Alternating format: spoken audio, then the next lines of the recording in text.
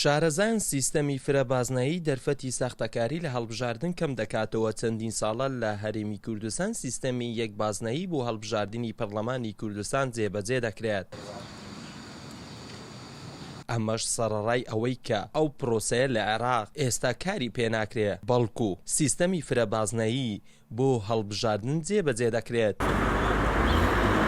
دارە فرەبازنەی کۆمەڵێک دەرئەنجامی خۆی دەبێتن یەک لەو دەرئەنجامەکان ڕێگریکردن لەو تەزویرە زەبەلاحەی کە لایەنی دیاریکراو دەیکاتن و دەرئەنجامی دووەم هەر بازنەیەک مافی تەواوی خۆی وەرلەگرێتن، نەک کاندیدێک بە شێوازێکی نادیار لە سولەیمانی لێرە دەربچێتن یان کاندیدێکی ئێرە لە هەڵەبجە دەربچێتن.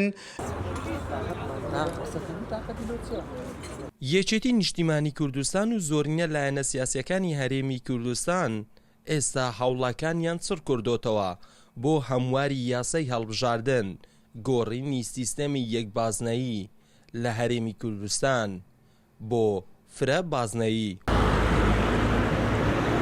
ئەو بڕیاری کە یەشێتی دایەتی بەڕاستی بڕیارەشی بوێرانەیە، بڕیارەشی لە جێ خۆیتی، لەبەر ئەوەی هەر پارێزگایەک حەزمی خۆی دیار دەدات، هەر پارێزگایەک حەزمی دەنجی خۆی دیار دەداتن. یعنی بۆ نمونە بۆ مەسەلەن کاندیدەشی سلێمانیە هەولێر بێ لێرە دەنجی خەڵکی دۆک بباتن. ئەو بڕیاری کە یەشێتی دایەتی حەق وایە هەموو لایەنە سیاسیەکان، هەموو حیزبە سیاسیەکان بێنە سەر ئەو بڕیارێک کە یەشێتی نیشتیمانی کوردستان دایەتی. بۆچوونی شارەزانی هەڵبژاردنیش سیستەمی فرەبازنایی دەرفەتی ساختەکاری لە هەڵبژاردن کەم دەکاتەوە، هەڵیش بۆ خەڵک دەستەبەر دەکات بەوەی نوێنەری ڕاستەقینەی خۆی لە سنوورەکەی خۆی هەڵبژێرێت.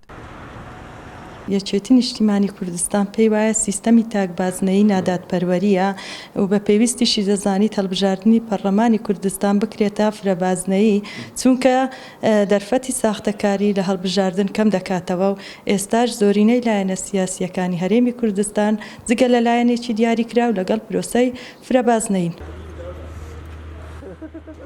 جێگەی باسە ڕۆژی پێنجشەممە 24/2 ساڵی 2022 سەرۆکایەتی هەرێمی کوردستان بەپێی یاسای ژمارەیەکی ساڵی 2005 یاسای سەرۆکایەتی هەرێمی کوردستان هەموارکراو ڕۆژی 1 ساڵی 2022 وەکو ڕۆژی ئەنجامدانی خولی شەشەمی هەڵبژاردننی پەرلەمانی کوردستان دەست نیشان کردووە. بەحەمەد جەلیل، کەناڵی بادینان، بەردەڕاش.